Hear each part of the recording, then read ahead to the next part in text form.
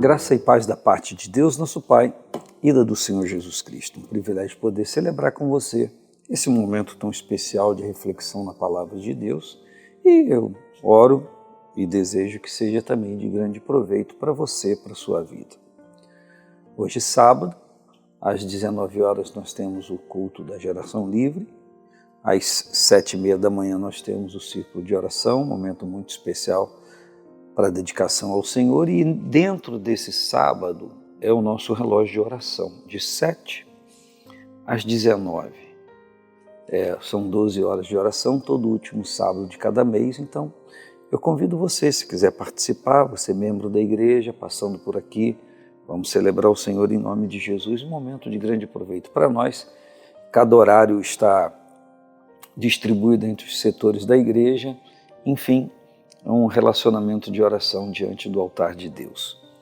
Todo domingo às 9 horas da manhã é EBD, e nesse domingo, é o último domingo, 5º domingo do mês de março, nós temos o culto ao Senhor, celebrando ao Senhor pela vida dos aniversariantes e também por aqueles que completam tempo de casamento. Um momento muito oportuno para celebrarmos ao Senhor, e o dia a dia da igreja continua normal, com os cultos, com as celas, os GPs e qualquer nome que alguém quiser dar.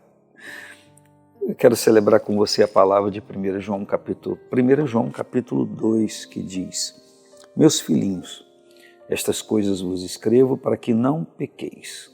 Se alguém pecar, temos um advogado para com o Pai, Jesus Cristo, o justo. Ele é a propiciação pelos nossos pecados, e não somente pelos nossos, mas também pelos de todo o mundo. Então,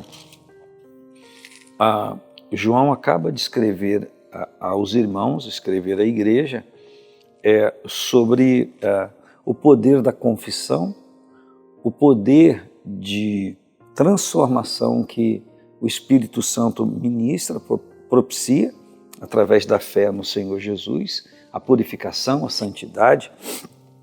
Então, João, quando ele escreve sobre isso, ele começa a tratar o pecado como uma anomalia, como algo estranho ao relacionamento com Deus. Mas o importante aqui é que João não deixa de levar isso em conta.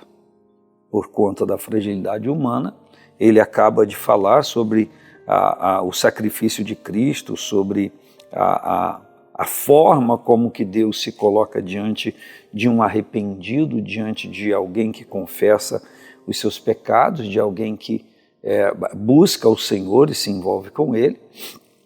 E ele diz: agora eu passo a vos escrever, ou essas coisas vos escrevo, mas antes dele falar sobre isso, olha o termo afetuoso que ele usa: meus filhinhos. Não é uma forma arrogante, não é um distrato, ele não está pegando quem teve um acidente na vida. Ele considera a primeira carta de João, essa epístola, considera a vida de um crente em santidade e o pecado como um acidente, um incidente, não uma normalidade. É João quem chega a dizer que aquele que peca é do diabo. Mas ele, se você olhar a terminologia da aplicação do verbo, quer dizer aquele que vive pecando. Mas aqui, nesse capítulo 2, ele diz: meus filhinhos, olha o termo afetuoso, essas coisas vos escrevo para que vocês não pequem, para que vocês, antes de cometer um desvio de conduta em relação ao propósito de Deus para a vida de vocês, pensem no que vocês vão fazer. Por quê? Porque o pecado na vida de alguém que vive em santidade como eu disse, é um acidente. Então, é algo súbito que pode acontecer. A Bíblia diz, se não me engano, é Paulo que escreve aos Efésios, ele diz: não deis lugar ao diabo. Então, um crente comum, normal, ele não dá lugar ao diabo. Ele se policia, ele leva uma vida de santidade. Contudo, já que o diabo, o nosso adversário, como diz Pedro, anda ao derredor bramando como leão, procurando a quem possa tragar, de súbito ele pode sim criar uma situação e levar uma pessoa de uma conduta equilibrada a um desvio de conduta. Então, a Bíblia chama isso de acidente. E aí João continua dizendo, meus filhinhos, essas coisas vos escrevo para que vocês não pequem. Porém, se alguém pecar, ele está colocando isso como exceção, não está colocando o pecado como uma prática. Ele não está de longe querendo chamar alguém de pecador arrependido. Ao contrário, se você olhar o capítulo 1 de 1 João, ele está falando de, como disse, de purificação de toda injustiça que o Senhor Jesus faz na vida de alguém que o serve, que o segue.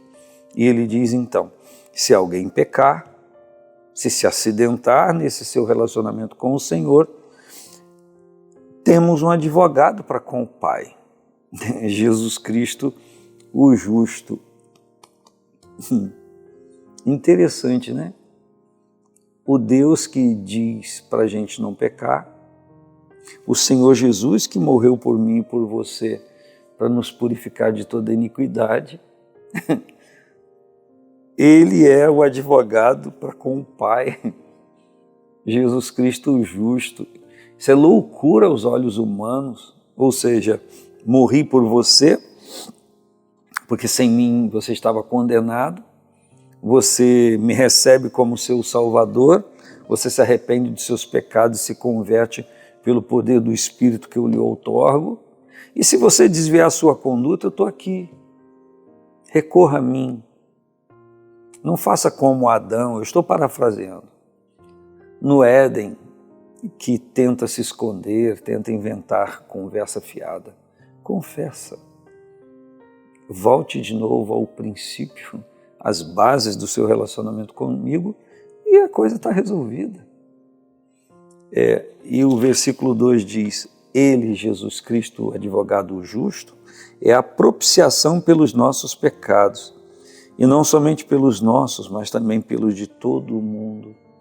Olha o que a palavra está dizendo, que qualquer pessoa que reconhecendo o seu pecado, sua transgressão, sua iniquidade, se arrependendo, confessando, desejando realmente servir ao Senhor, a Bíblia diz que Ele é a propiciação pelo pecado dessa pessoa, ou pelos pecados. Eu falo agora a você que conhece alguém que um dia andou lá no de Cristo e escorregou, caiu, quedou, teve um incidente na vida e considera liquidado a fatura, ou seja, sua vida acabou. Quem sabe você conhece alguém ou é você que está aí agora me ouvindo, me vendo, diante desta ministração simples, porém poderosa, porque é a palavra de Deus. Eu quero dizer a você para não cair nas redes do diabo, porque Jesus Cristo é o advogado perante o Pai, Ele é justo, Ele sabe analisar tudo, sabe ver a inclinação do coração.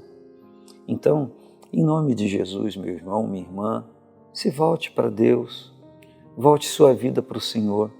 O mesmo Senhor Jesus que morreu por mim e por você é o mesmo advogado que está diante do Pai, Jesus Cristo o justo, vendo a minha causa e vendo a sua. O detalhe é que diante dele não cabe mentira, não cabe engodo, não cabe hipocrisia, não cabe falsidade, cabe confissão.